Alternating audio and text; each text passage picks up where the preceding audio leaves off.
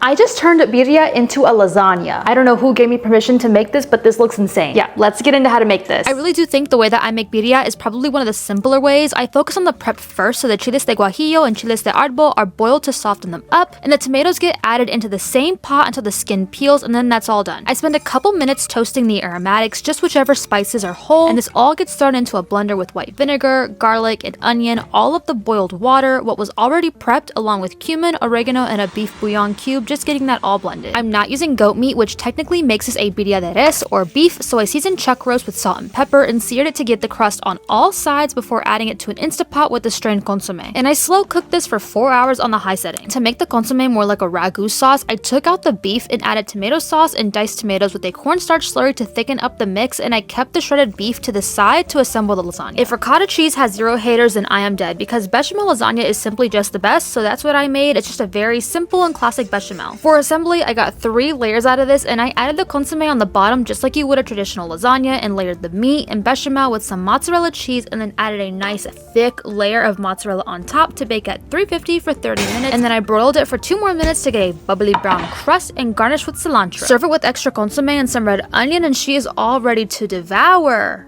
Oh my god, what? This is insane, you gotta try making this.